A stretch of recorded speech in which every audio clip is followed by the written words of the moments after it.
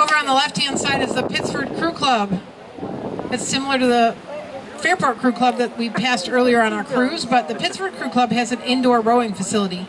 It's similar to swimming pools inside, and that way they can practice their rowing year-round. Just ahead of us is Lock 32. The lockmaster has the gates open up for us, and the light is green, meaning we can enter the lock chamber.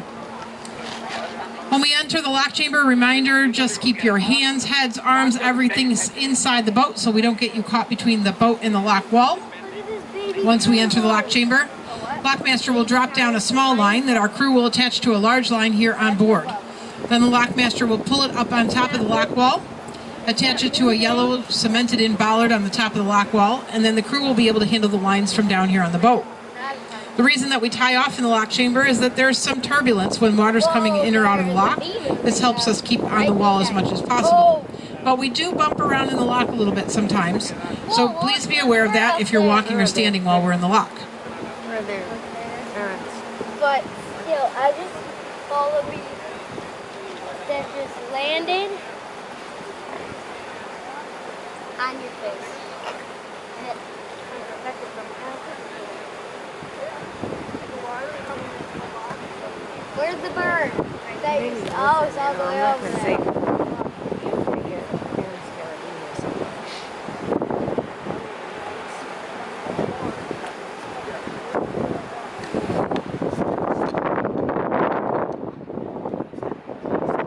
And sometimes wind makes us bump around in here too sometimes, so please be aware. It's like a giant cow.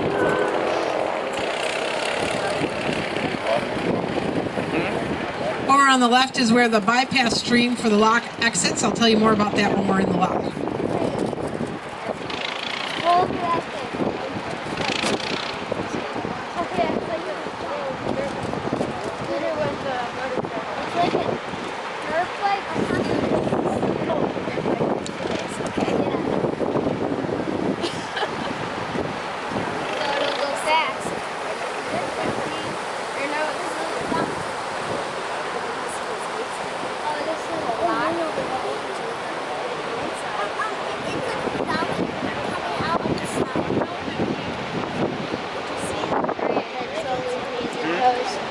I'm going downstairs. Take a cup with you, Dad.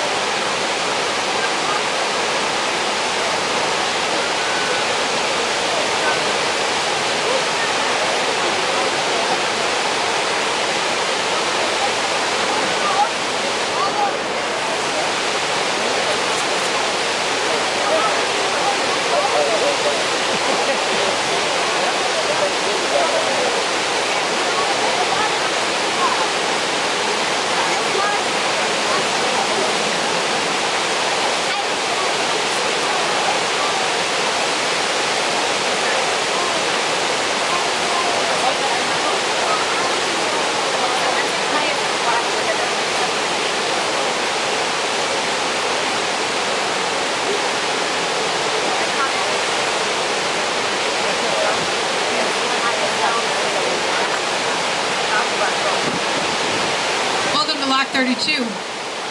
Lockmaster will go into that little white house behind us, and that's where he will close the gates behind us. Those gates will close almost all of the way, but there'll be a tiny gap left, and then once the water comes in, it'll push the gates closed to seal them the rest of the way. Lock 32 has a lift of about 25 feet, and it takes about 2.8 million gallons of water to fill the lock chamber. It's all fed by gravity, no pumps or motors in the lock.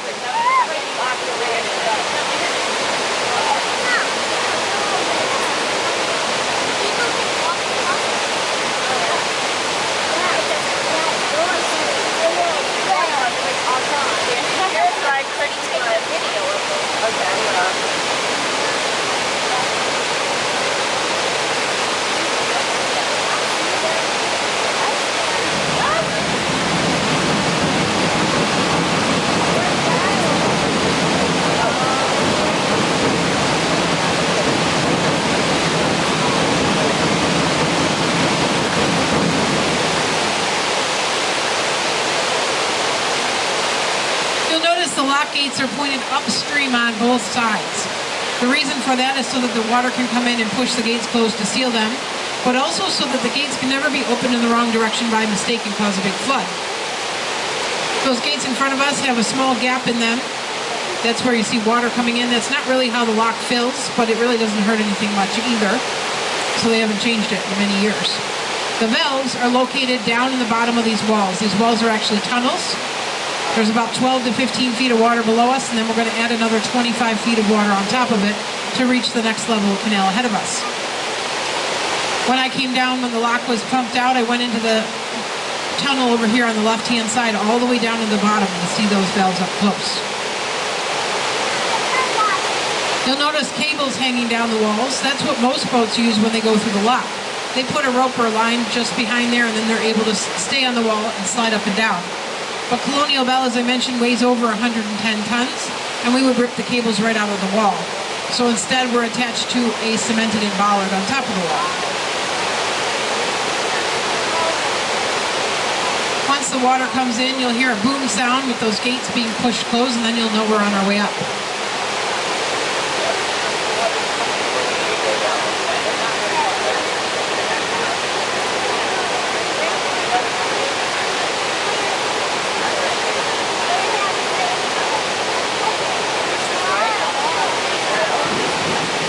There we go. We're on our way up.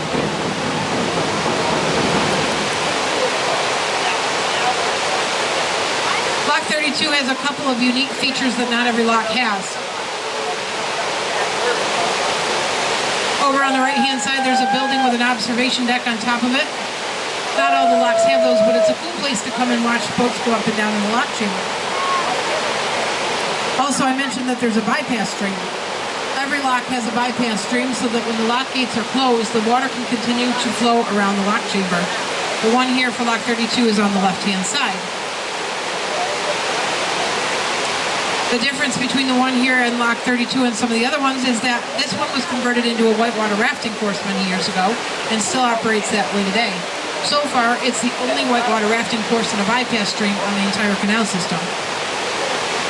You'll be able to see that when we get up a little higher, and also when we exit the lock chamber on the left.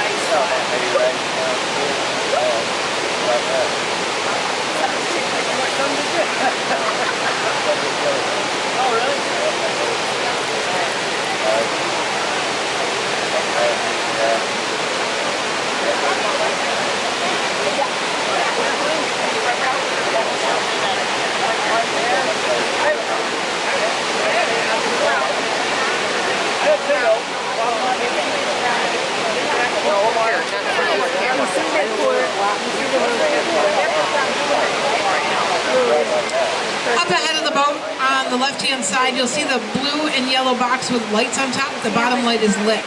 There's one on the other side as well. That indicates that the valves on that left-hand side are 1/3 open.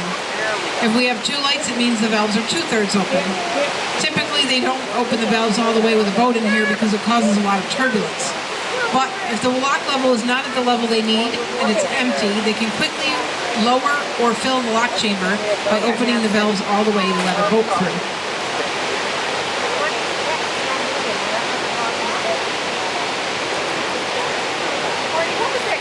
Once we're all the way up in the lock chamber, those gates in front of us will automatically crack open just a tiny bit. It is impossible to open the lock gates unless the water levels on both sides are completely even.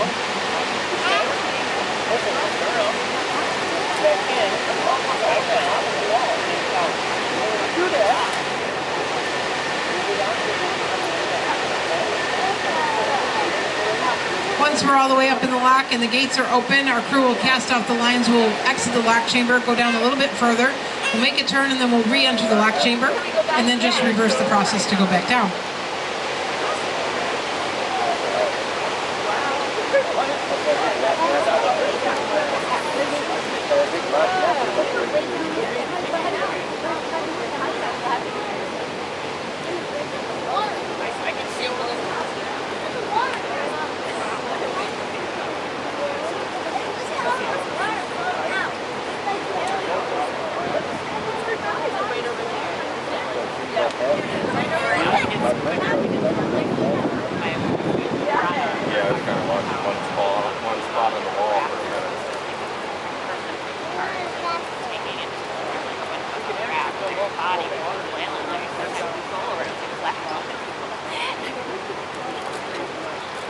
Crashing my body with the duck.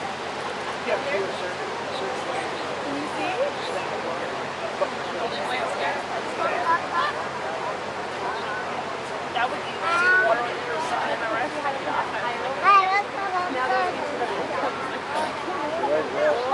Get the other water. Yeah. Flow in, right? Flow in. That was really fun.